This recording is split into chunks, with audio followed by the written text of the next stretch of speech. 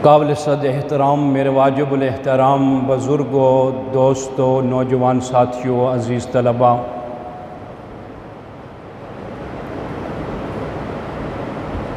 गुज़श्ता जुम्मा की तरह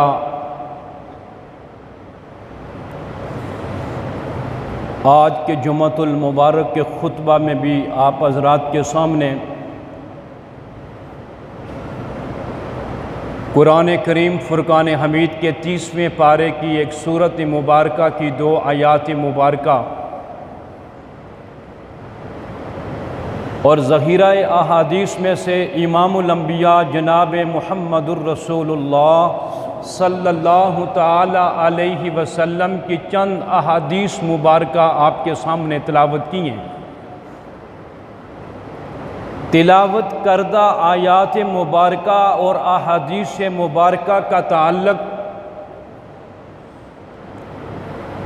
इस्लाम के सबसे बड़े रुकन इबादत में से सबसे बड़ी इबादत, जिस इबादत को उम्मुल इबादत कहा जाता है, और वो इबादत है नमाज की।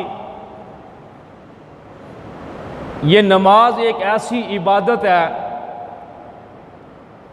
कि ये तमाम इबादत की माँ है।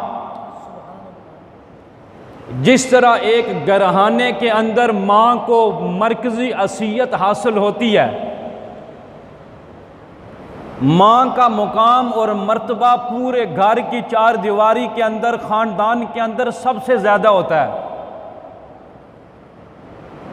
इसी तरह इबादत के अंदर जिस इबादत को माँ का दर्जा दिया गया है वो नमाज है। और नमाज एक ऐसी इबादत है कि गुज़श्ता जुमा मैंने कुछ मारूज़ात इस उन्वान पर आपके सामने रखी थी और मैंने ये बात बतलाई थी कि आइंदा चंद जुमों में इस नमाज का तफसील के साथ तो नामुमकिन है इजमालन तज़किरा करूँगा। नमाज ही वो एक वाहिद इबादत है कि दौर नबुव्वत की अगर किसी बात को ले लिया जाए तो नबी पाक सल्लल्लाहु अलैहि वसल्लम मक्का की सरजमीन पे नबुव्वत मिलने के बाद लोगों को इस्लाम की दावत देने के लिए मारे मारे फिरते हैं। ठोकरें खाते हुए आप सल्लल्लाहु अलैहि वसल्लम हमें दखलाई देते हैं। बुरे बुरे अलकाब से नऊज़ु बिल्लाह मेरे आका को नवाजा जा रहा है, लेकिन नबी ये पाक सल्लल्लाहु अलैहि वसल्लम सुबह हो शाम, दिन हो या रात, सर्दी हो या गर्मी, अमन हो या जंग, लोगों को इस्लाम की दावत देते हुए बरसरे पिकार नज़र आते हैं। हज़ूर अकरम सल्लल्लाहु अलैहि वसल्लम मक्कातुल मुकर्रमा से निकले और ताइफ की बस्ती में जा पहुँचे। नबी करीम सबक़ादो सल्लल्लाहु अलैहि वसल्लम ने ताइफ की बस्ती में रहने वाले लोगों को इस्लाम की दावत दी। उन्होंने आपकी दावत को तस्लीम किया, आपकी दावत को कबूल किया,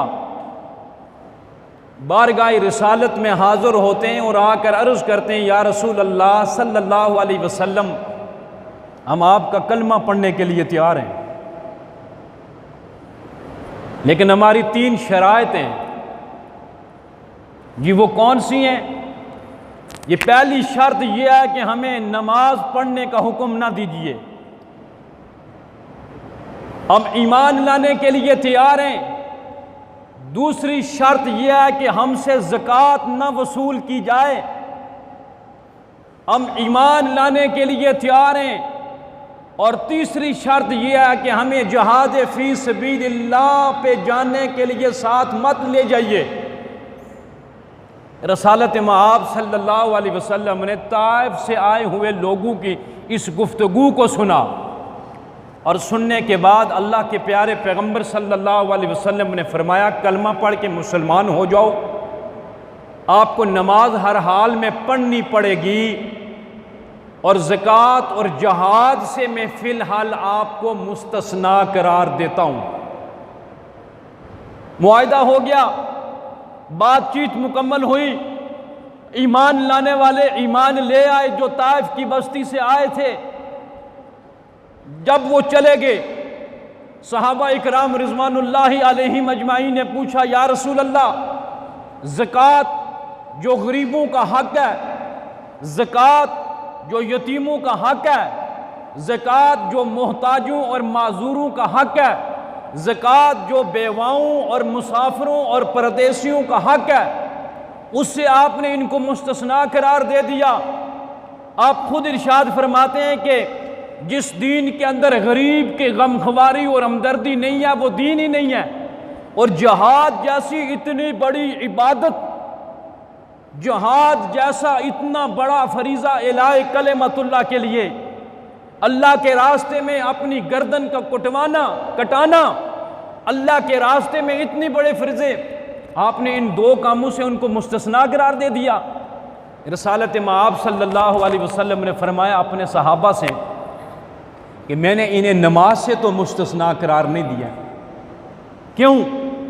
कि नमाज एक ऐसी इबादत है कि जब ये 5 वक्त बावुज़ू हो के, पाक साफ हो के बारगाह खुदाबंदी में खड़े हो जाएंगे, और ये नमाज ऐसी इबादत है कि इन्हें रोज़ा रखने पर भी मजबूर कर देगी, इन्हें ज़कात देने पर भी मजबूर कर देगी, इन्हें हज करने पर भी मजबूर कर देगी, इन्हें जहाद करने पर भी मजबूर कर देगी।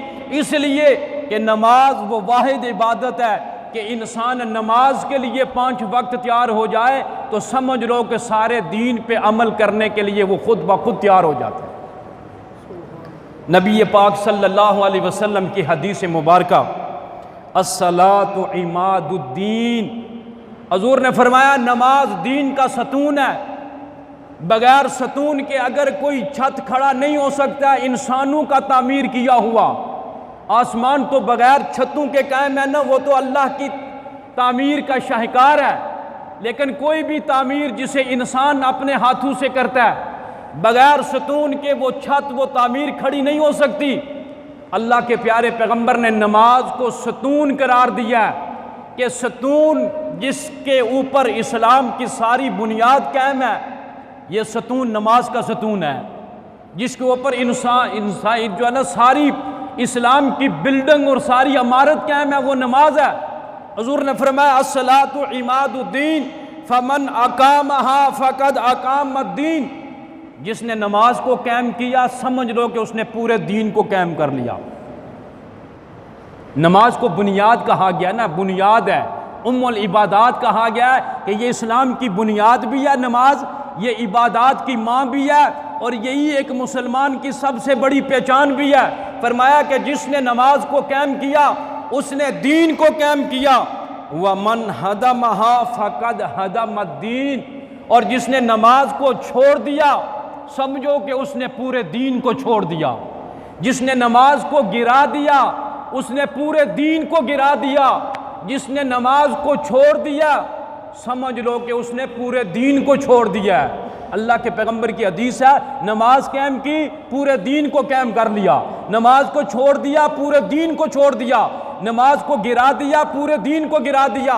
सैयदना फारूक आज़म रज़ी अल्लाह ताला अन्हु, जो रसूलुल्लाह सल्लल्लाहु अलैहि वसल्लम की विफ़ात के बाद मुसलमानों के दूसरे खलीफा और कैसर और किसरा की हुकूमतों को उन्होंने शिकस्त देकर इस्लाम की अज़मत को वहाँ बुलंद और बाला किया।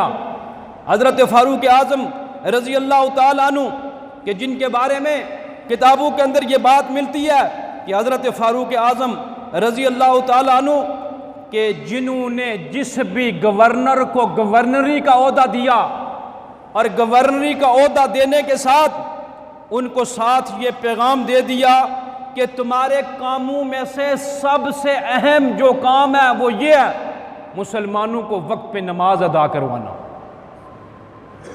आज हम बहाना ये करते हैं कि मैं दुकानदार हूँ, मेरे पास टाइम नहीं है, मैं ड्राइवर हूँ, मैं गाड़ी चलाता हूँ, मेरे पास वक्त नहीं है, मैं MNA हूँ, मेरे सियासी मसरूफियात बहुत ज़्यादा, मेरे पास वक्त नहीं है, मैं MPA हूँ, मैं लोगों के मसाइल हल करता हूँ, मेरे पास वक्त नहीं होता है कि मैं नमाज़ पढ़ने के लिए आऊँ, मैं सूबे का गवर्नर हूँ, मेरे पास इतना टाइम नहीं है, मैं वज़ीर आला हूँ, वज़ीर आज़म हूँ, मेरे पास टाइम नहीं है।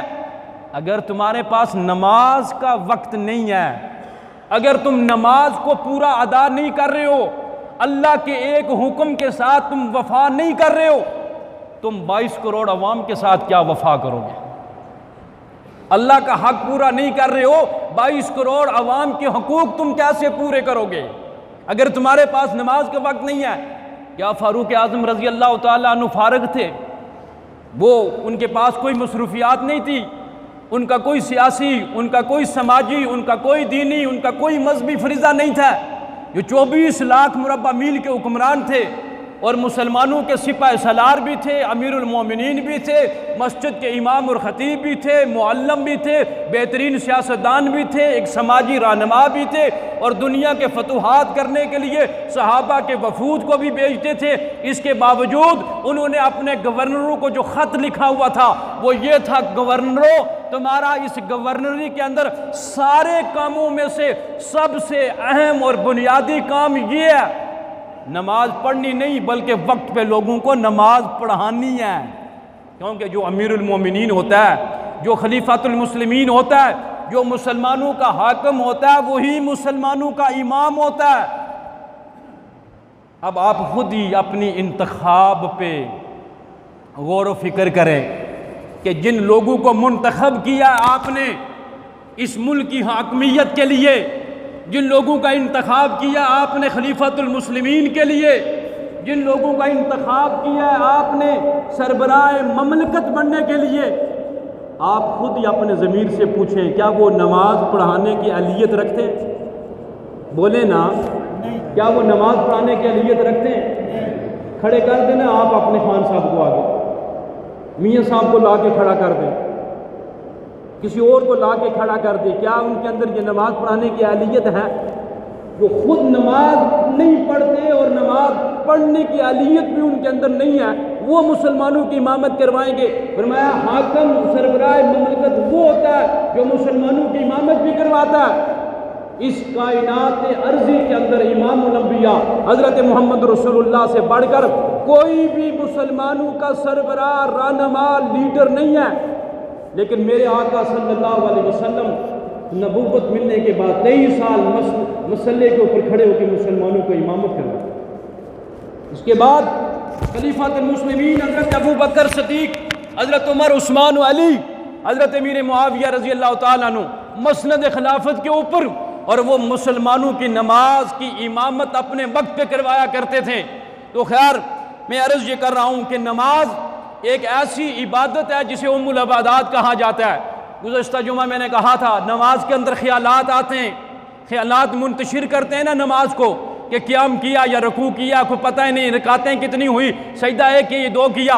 एक मैंने आपको उस वक़्त वजह बताई थी, आज 4-5 वजूहात और बताना चाहता हूँ कि आपको नमाज के अंदर जो ख्यालात आते हैं, भूल जाते हैं आपने कि समी अल्लाहु लिमन हमीदा की जगह अल्लाहु अकबर कह दिया, अल्लाहु अकबर की जगह समी अल्लाहु लिमन हमीदा कह दिया। 2 रकात पढ़ने के बाद बैठना था, आप खड़े हो गए, तशाहुद भूल गए, सीधे खड़े हो गए। इसकी मेन वजह मैंने गुज़श्ता जुमा बताई थी कि हमारी जो तहारत होती है उसके अंदर फ़र्क होता है। इस्तंजा सही नहीं किया होता है, कपड़ों की पाकी का लिहाज नहीं किया होता है, हमने वुज़ू जो है ना सुन्नत के तरीके के मुताबिक नहीं किया होता है, गुफ्तगू कर रहे होते हैं, बातें कर रहे होते हैं, वुज़ू के दरमियान में दुआएं नहीं पढ़ते हैं, उधर टूटी खुली हुई है। मैंने ये गुज़श्ता चंद माह पहले की बात है, एक नमाजी ने बड़े फुल सैज स्टाइल में टूटी खोली हुई थी। मैंने कहा ज़रा पानी कम कर दो, कहता है आज के बाद मैंने इस मस्जिद में नमाज ही नहीं पढ़नी है। मैंने कहा ये तो आपकी अपनी मर्ज़ी है, नमाज पढ़ो या ना पढ़ो। मैं आपको ये बता रहा हूँ कि आपने जिस मिकदार में पानी की टूटी खोली हुई है, ये कम अज़ कम अगर आप नीचे बाल्टी रख के वुज़ू करें, आपके 4 फ़र्ज़ मुकम्मल होंगे, पानी की पूरी बाल्टी भर जाएगी। और फ़ुक़हा किराम ने लिखा है कि 1 किलो पानी के साथ वुज़ू करना चाहिए और 3 किलो पानी के साथ गुस्ल करना चाहिए। और नबी ये पाक सल्लल्लाहु अलैहि वसल्लम ने फरमाया, अगर तुम नहर के किनारे बैठ के बहती नहर में वुज़ू कर रहे हो, उस वक्त भी अगर तुम पानी का इसराफ करोगे तो क़यामत के दिन अल्लाह तुम्हें पानी के इसराफ करने पर पूछेगा। नहर चल रही है, नहर जा रही है, जारी नहर के किनारे बैठ के कोई आदमी वज़ू कर रहा है और ये समझे कि ये तो जारी नहर है, खुली मिकदार में पानी आ रहा है। फरमाया वहाँ भी तुम पानी का इसराफ करोगे, खुदा क़यामत के दिन पूछेगा। फुक़हा फरमाते हैं 1 किलो पानी के साथ वज़ू करना चाहिए। पूरी की पूरी बाल्टियाँ हम ज़ाया कर देते हैं, बातें कर रहे होते हैं और पानी ज़ाया हो रहा है। उस इसराफ के बारे में भी पूछा जाएगा जो बातें कर रहे हैं। फिर नमाज के अंदर ख्यालात मुंतशिर होंगे। और फरमाया अगर ख्यालात फिर भी कम ना हों, आपने तहारत और पाकीज़ी को हासिल कर लिया, आप जब नमाज के लिए खुजू इख्तियार करें, 2 चीज़ें बताई थी नमाज के अंदर। क़द अफ़लहल मोमिनून 18वें पारे की जो पहली आयात मुबारक हैं कि मुसलमान कामयाब वो है कि जिसकी नमाज के अंदर खुशू और खुजू पाया जाता है। तो मैंने बताया था खुजू ये है कि अपने जिस्म को सुन्नत के मुताबिक अल्लाह के सामने झुका लेना, और खुशू ये है कि अपने दिल को अल्लाह के सामने झुका लेना। जिस्म को झुकाने को खुजू कहते हैं। तो मैंने कहा जब नमाज के लिए खड़े हों फिर भी पाकीज़गी करके आए हो, तहारत का ख्याल किया, वुज़ू इस्तंजा सही किया, दुआओं का एहतमाम करके नमाज के लिए खड़े हुए हो, तो फिर भी ख्यालात मुंतशिर होते हैं। तो खुजू की तरफ तवज्जो दो कि आपकी निगाह सजदे वाली जगह पे है या नहीं। रुकू में गए तो आपकी निगाहें आपके कदमों के ऊपर हैं या नहीं है। आप सजदे में गए तो आपकी निगाह आपकी नाक की नोक के ऊपर पड़ रही है या नहीं है। आप तहियात में बैठे हुए तो आपकी निगाह आपके गोद के अंदर है या नहीं है। आप ये भी तजर्बा करके देख लें। आप जब सुन्नत के मुताबिक अपनी निगाहें रखेंगे नमाज के अंदर, फिर भी आपको ख्यालात नहीं आएंगे। और अगर फिर भी ख्यालात आते हैं तो उसकी एक बड़ी वजह ये होती है, अक्सर नमाजियों को हमने देखा बड़े दीनदार भी होते हैं बेचारे, लेकिन वही 40 साल पहले जो नमाज सीखी है ना उसी के मुताबिक चल रहे हैं। हालांकि अरबी तजवीद के सिर्फ 29 हरूफ हैं, 29 हरूफ, और उनमें सिर्फ 8 या 10 हरूफ ऐसे हैं कि जिनकी तजवीद सीखनी ज़रूरी है। बाकी वो हरूफ हैं जो अमूमन हम उर्दू में भी इस्तेमाल करते हैं। 8 या 10 हर्फ ऐसे हैं कि जो तजवीद के साथ अदा करना पड़ते हैं। मसलन ते और ता, ये जाल और जा है, ये काफ और क्याफ है, ये चंद 9-8-9 हरूफ हैं जिनको तजवीद के साथ सीखने की ज़रूरत है। 29 हरूफ हैं तजवीद के, और उनमें से अक्सर ऐसे हैं कि जो उर्दू के साथ मिलते जुलते हैं। चंद ऐसे हरूफ हैं जिनकी तजवीज़ ज़रूरी है, हम उनको तजवीद के साथ अदा करें। अक्सर नमाजियों को जो बात देखी है मैंने, मुझे नमाज पढ़ रहे हैं, पता नहीं कैसे पढ़ रहे हैं, ओंठ हिलते ही नहीं है। नमाज पढ़ रहे हैं, ओंठ हिलते ही नहीं है। अरे ये नमाज दिल में पढ़ने वाली चीज़ नहीं है। लिसानल लिज़ाकिरीन, अल्लाह ने नाक सूंघने के लिए हमें दिया है, अल्लाह ने आंखें देखने के लिए दी हैं, अल्लाह ने कान सुनने के लिए दिए, अल्लाह ने पाँव पकड़ने के लिए, हाथ पकड़ने के लिए और कदम चलने के लिए, और अल्लाह ने हमें ज़बान दी है किसके लिए, और बोलने के लिए दी है ना। तो हम वैसे बड़ी बोलती चलती है, हमारी ज़बान खामोश नहीं होती है। नमाज के लिए खड़े होते ओंठ बिल्कुल बंद है ऐसे नमाज पर। अबे जब अपने ओंठों से नमाज के अल्फाज अदा नहीं करोगे तो फिर नहीं बोलोगे, लफ्ज़ अदा करोगे अपनी ज़बान से, नमाज में ख्यालात नहीं आएंगे। जब नमाज दिल में पढ़ते हैं ना फिर ख्यालात। और अगर आप नमाज पढ़ रहे हैं, आपके ओंठ हरकत कर रहे हैं, आवाज़ इतनी ऊंची होनी चाहिए कि आपके अपने कानों तक वो आवाज़ जानी चाहिए। ये भी आप तजर्बा करके देख लें, इंशाअल्लाह आपके नमाज के अंदर कभी भी भूल पैदा नहीं होगी। और फिर भी ख्यालात मुंतशिर होते हैं। अब चौथा और आखिरी नुस्खा सुन लो, फिर भी आप कहते हैं नमाज के अंदर हम भूल जाते हैं कि 2 रकातें पढ़ी हैं या 4, 1 सजदा किया या 2 सजदा किया। फिर उलमा ने ये बात लिखी है कि नमाज के अंदर जो कुछ पढ़ रहे हो उन अल्फाज के मानी के ऊपर गौर करो। अल्लाह अकबर कहा तो इसके माने पे गौर करो कि मैं किसका नाम ले रहा हूँ और अकबर का माना क्या है। और जब हाथ बांध लेते हो सुबहानक अल्लाहुम्मा, फिर इस पे गौर करो, इस तर्जमे पे गौर करना शुरू कर दो। इंशाअल्लाह नमाज के अंदर से ख्यालात भाग जाएंगे। नमाज को इतना ऊंचा पढ़ो कि आपके अपने कानों तक आवाज़ जानी चाहिए, आपके ओंठ हिलने चाहिए, और या आपकी सरगोशी की आवाज़ आपके कान तक जानी चाहिए।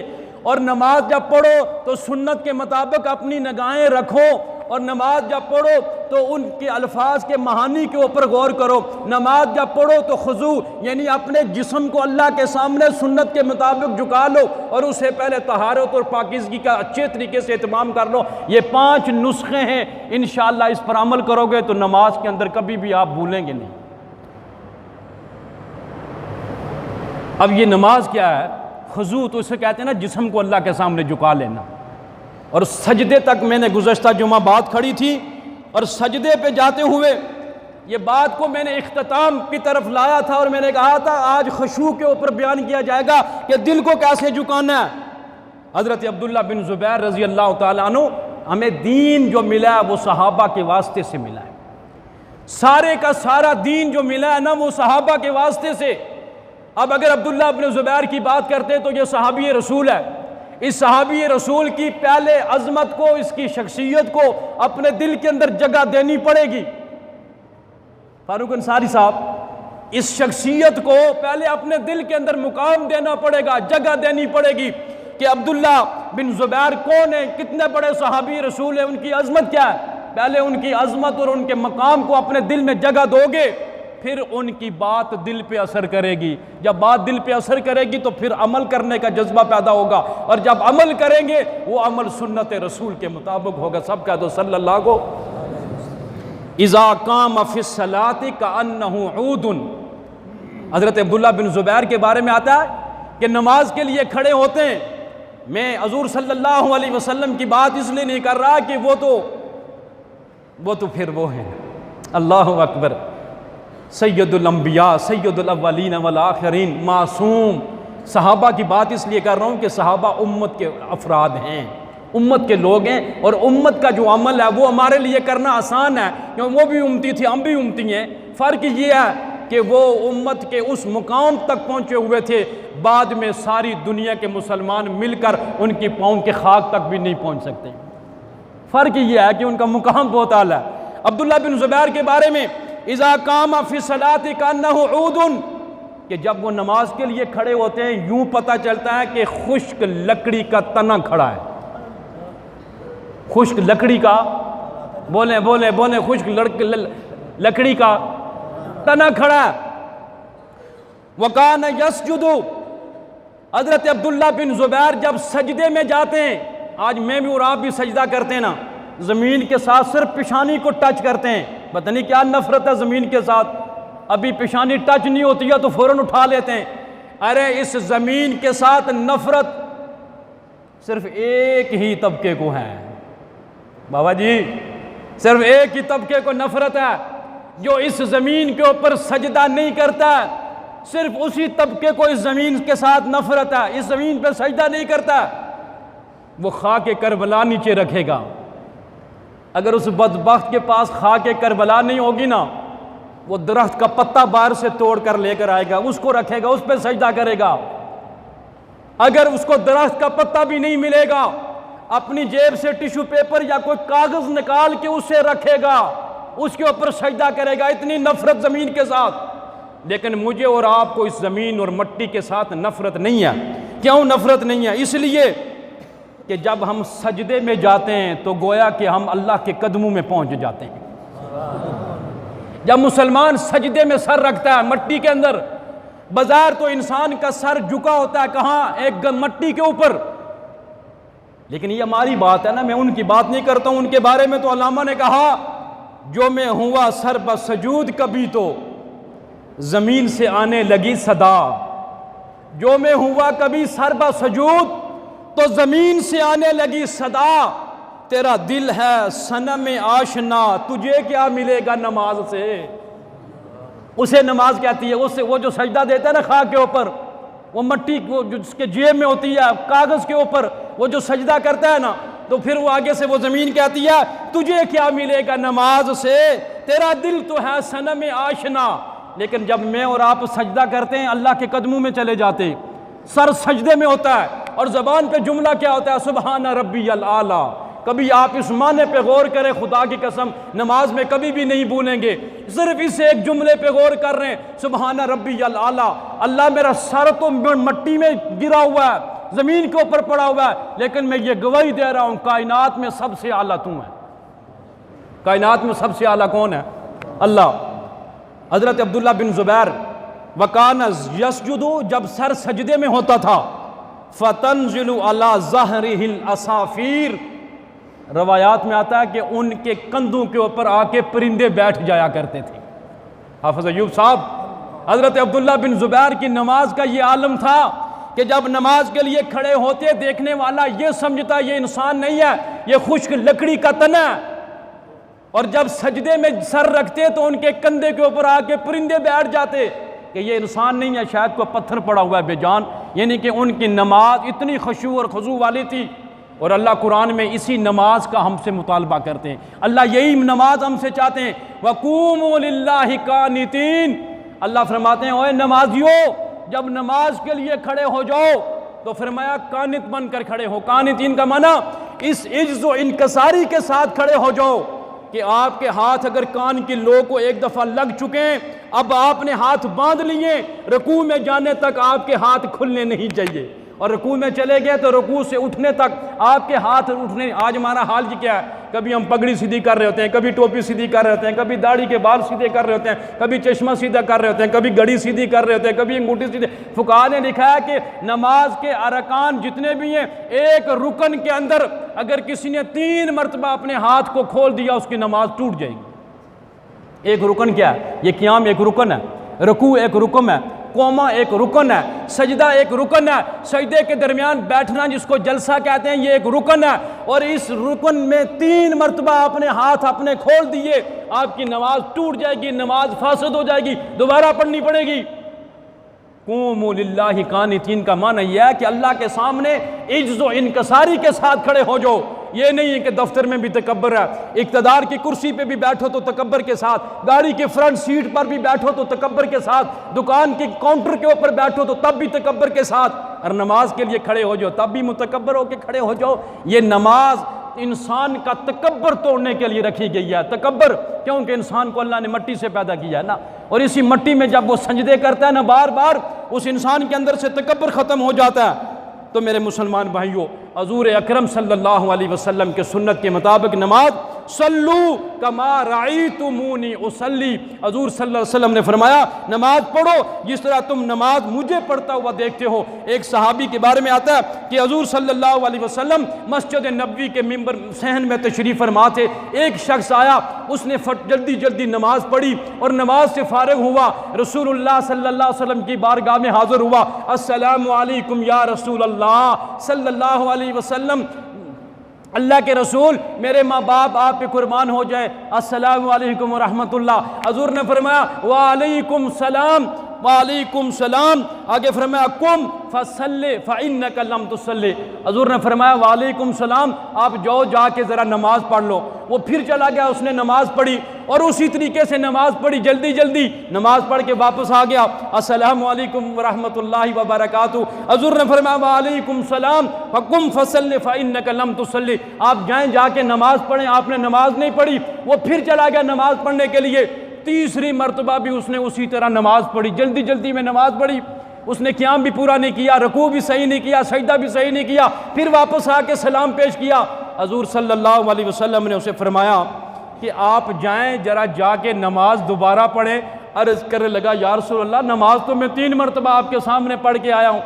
हज़ूर ने फरमाया नमाज तो पढ़ी है लेकिन सुन्नत के मुताबिक नहीं पढ़ी है ना, अभी एक सजदा पूरा नहीं हुआ था तो उठ गया, दूसरे सजदे में चला गया और रुकू से खड़ा हुआ, आपका अभी पूरा जिस्म सीधा नहीं हुआ कि सजदे में चला गया। ये क्या नमाज है? ये तो नमाज बारगाह खुदाबंदी में कबूल नहीं है। अल्लाह ऐसी नमाज को गंदे कपड़े के अंदर लपेट कर नमाजी के मुंह पे मार देते, फरिश्ते लेकर जाते हैं ना, अल्लाह फरमाता है फरिश्तों ले जाओ इस नमाज को, ये नमाज मुझे कबूल नहीं है। दुनिया का हर काम तुम खुशू खजू के साथ करते हो, दुनिया का हर काम तुम बड़ी आहिस्तगी के साथ करते हो, खाना खाने के लिए बैठते हो तो बड़े लज्जत के साथ मज़े लगा लगा के पूरा घंटा दस्तरखान पे बैठे रहते हो। सिर्फ ये नमाज की जल्दी होती है कि जनाब फटोफट मस्जिद से निकलें और भागें।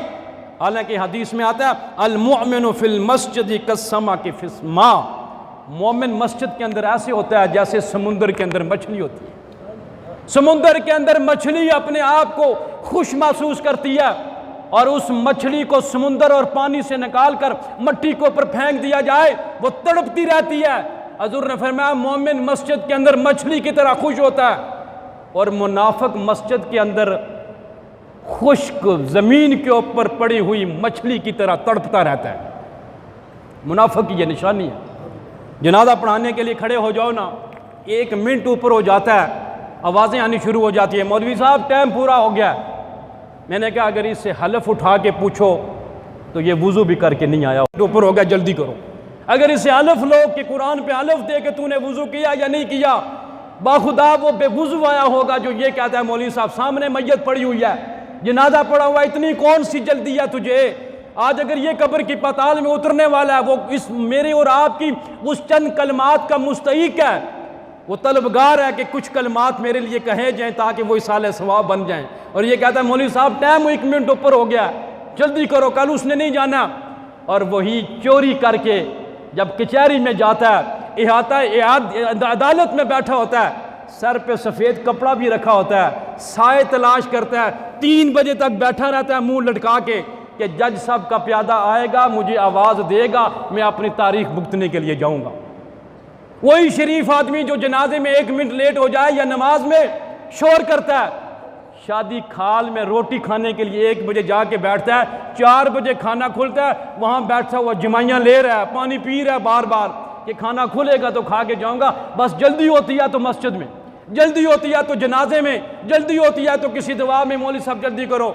मेरे मुसलमान भाइयों, वही वो लम्हात मेरे और आपके लिए कीमती हैं जो अल्लाह के घर में गुजर जाएं, वही लम्हात कीमती हैं जो अल्लाह और उसके रसूल की बातें सुनने और सुनाने में गुजर जाएं। मैंने गुज़श्ता जुमा भी, उससे गुज़श्ता जुमा भी ये कोशिश की थी कि हालात हाज़रा को फ़िलहाल टच न किया जाए, वक्त भी नहीं होता है, लेकिन आज मजबूरन हालात मेरी गुफ्तगू का रुख यूँ फेर देते हैं। अभी पिछले 2-4-6 दिन से मदारस का डेटा जमा किया जा रहा है, रजिस्ट्रेशन हो रही है मदारस की, जनाब कवाफ लिए जा रहे हैं, कभी एक एजेंसी आती है, कभी दूसरी, कभी तीसरी, कभी चौथी, और इन 2 दिनों में 6 अहलकार मेरे पास आए, बार बार वही बातें। अभी मैं कपड़े उतारा था, शलवार पहनी थी, कमीज़ नहीं पहनी थी, एक एजेंसी का फ़ोन आ गया, ये मदरसे का रकबा कितना है? मैं क्या क्यों, तेरे प्यो ने दिता सी? ये मदरसे का रकबा कितना है? मैंने कहा तेरे प्यो ने दिता सी रकबा। मैंने कहा उस जालिम के बच्चे, ये रात की तारीकी में तो बना नहीं है, इसको तो 21 साल हो चुके हैं, हर इदारे के पास इस इदारे का मसलक मौजूद है, इस इदारे के कवायद मौजूद हैं। जी आपके पास अफ़गानी कितने पढ़ते हैं, गैर रियासती कितने पढ़ते हैं? मैंने कहा आप कहाँ से आए? अब अगर मैं आपको बताऊं आपकी हंसी छूट जाएगी। मस्जिद है, एक ने कहा मैं सरगोदे से ताल्लुक़ रखता हूँ, दूसरे से पूछा आप कहाँ से? जी मैं नौशेरे से ताल्लुक़ रखता हूँ। मैंने कहा तीसरे से आप कहाँ से? जी मैं सियालकोट से ताल्लुक़ रखता हूँ। जी चौथे से आप कहाँ से? जी मैं मरी से ताल्लुक़ रखता हूँ। मैंने कहा वो ज़ालिमो, तुम गैर रियासती मेरी रियासत में क्या लेने आए हो? तुम तो गैर रियासती लोग हो, इस रियासत के अंदर क्या कर रहे हो? कि जी हम यहाँ नौकरी कर रहे हैं। मैंने कहा अफ़गानी भी यहाँ मजदूरी कर रहा है, तुम नौकरी करते हो, अफ़गानी यहाँ मजदूरी करता है। मैंने कहा तुमने हमें भी बेवकूफ़ बनाया हुआ, अफ़गानियों को भी बेवकूफ़ बनाया हुआ है, और अक़वाम मुत्तहदा को भी तुमने बेवकूफ़ बनाया हुआ है। और इस मुल्क के अंदर रहने वाला अफ़गानी, जिसके नाम पे हर हुकूमत अरबों खरबों रुपये अक़वाम मुत्तहदा से लेकर खाती है, और वो अफ़गानी का बच्चा रेड़ी लगा के अपना पेट भरता है, वो फ्रूट सब्ज़ी लगा के अपना पेट भरता है, वो कपड़ों की फेरी लगा के अपना पेट भरता है। ज़ालिमों, तुम इन अफ़गानियों के नाम पे सालाना अक़वाम मुत्तहदा से अरबों खरबों रुपया लेके खा जाते हो, और फिर आके हमें न सोने देते हो, न जागने देते हो, न गुस्ल करने देते हो, न कपड़े तब्दील कर। जी तुम्हारे पास गैर रियासती बच्चे कितने हैं? मैंने कहा तुम गैर रियासती इस रियासत के अंदर मुलाजमत क्यों कर रहे हो? इस रियासत के रहने वाले पढ़े लिखे तालीम याफ्ता नौजवान के लिए मजदूरी करने का, नौकरी करने का और मुलाजमत करने का कोई हक नहीं है। कहते जी हमारी ट्रांसफ़र हुई है। मैंने कहा इनकी भी अल्लाह ने ट्रांसफ़र की हुई है, जाओ डोडियाल मीरपुर के अंदर, इस्लामाबाद कराची के अंदर मेहनत मजदूरी करो। अफ़गानिस्तान का इलाका जंग ज़दा, वहाँ आपको रोज़गार नहीं मिलेगा, आओ यहाँ रोज़गार कमाओ। मैंने कहा तुम नौकरी के लिए आए हो या मजदूरी के लिए आए? फिर भी इनका एहसान मानो कि तुमसे पंगा नहीं लेते। अगर मैं होता खुदा की कसम अफ़गानी, तुम्हारे पेड़ से वो अरबों खरबों रुपया निकालता जो तुम अक़वाम मुत्तहदा से मेरे नाम पर लेके खुद याशियाँ करते हो। ये मदरसों की रजिस्ट्रेशन हो रही है, 22 साल हो गए इदारे को कायम हुए, अभी तक आके पूछते हैं जी मदरसे का रकबा कितना है, मोतमिम का नाम क्या है, इसका मसला क्या है। ये इदारों की कारकर्दगी है कि जिनके पास 22 साल पहले तामीर होने वाले मस्जिद और मदरसे का रिकॉर्ड मौजूद नहीं है। आप इन जेलों को खंगाल जाएं, मैं यकीन से कहता हूँ गुलभूषण भी इनके पास नहीं होगा।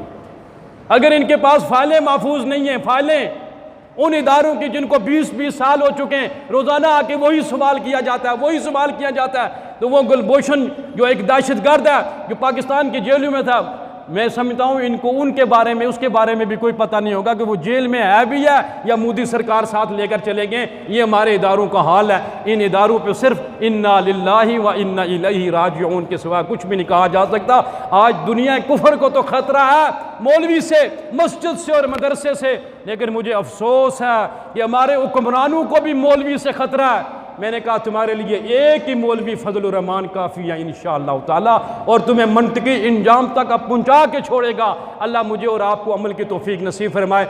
आइंदा जुमा अगर ज़िंदगी रही वो नमाज के बकिया मसाइल 12:45 पर शुरू किए जाएंगे। अल्लाह मेरा और आपका हामी व नासर हो। व आखिर दावहुम अनिल हम्दुलिल्लाहि रब्बिल